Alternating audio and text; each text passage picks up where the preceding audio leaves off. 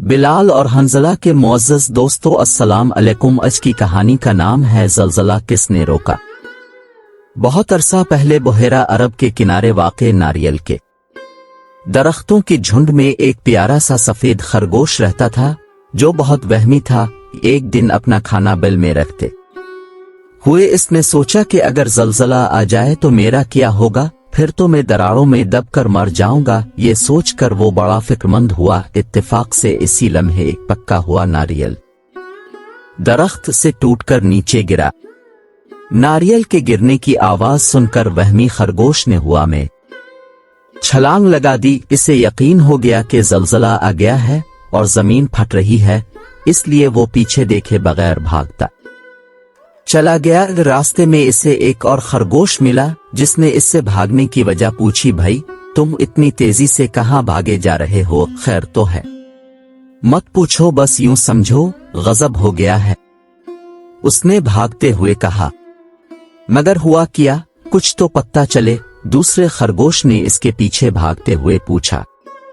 वहमी खरगोश ने हांफते कांपते और भागते हुए बताया, जमीन फट रही है, अगर जान बचानी है तो भागो। ये सुनकर दूसरा खरगोश भी खौफ से इसके पीछे भाग खड़ा हुआ।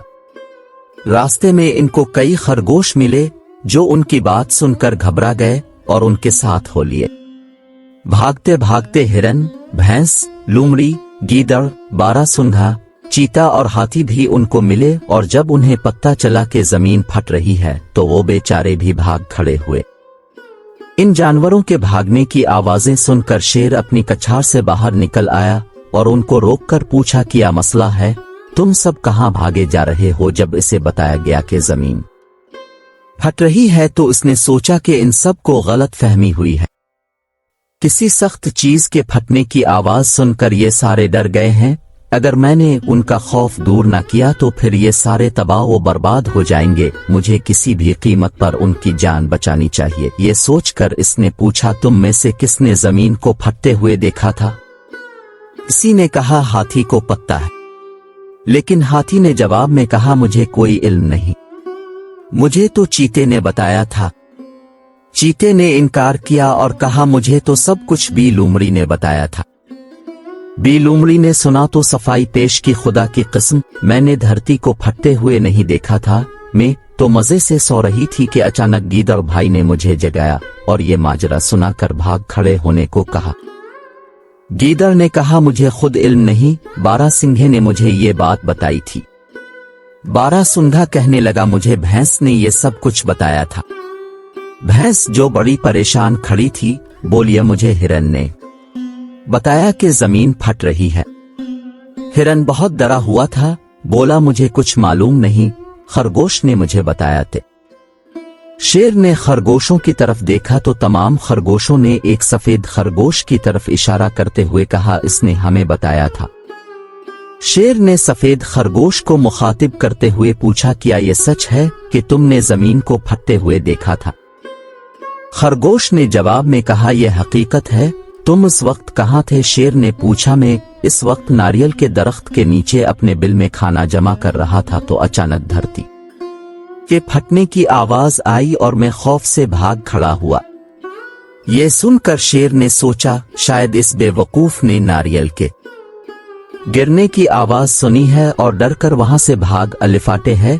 शेर ने जानवरों के हुजूम को तसल्ली देते हुए कहा, तुम सब फिक्र ना करो, मैं देखकर आता हूं कि जमीन कहां से फट रही है। मैं जब तक वापस ना आऊं तुम सब देर ही ठहरो। ये कहकर शेर ने खरगोश को अपनी पीठ पर बिठाया और थोड़ी ही देर में वो नारियल के दरख्तों के झुंड तक पहुंच गया। शेर ने इसे अपनी पीठ पर से उतारा और कहा, मुझे वो जगह दिखाओ जहां से जमीन फटना शुरू हुई है। नहीं जनाब, मुझे हिम्मत नहीं हो रही। खरगोश खौफ से थर थर कांप रहा था। डरो नहीं, मेरे साथ आओ, शेर ने कहा और खरगोश कांपता हुआ इसके पीछे हो लिया। जब वो दरख्तों के करीब आए तो खरगोश ने इशारा करके बताया, ये जगह थी जहां मैंने जमीन के फटने की आवाज सुनी थी।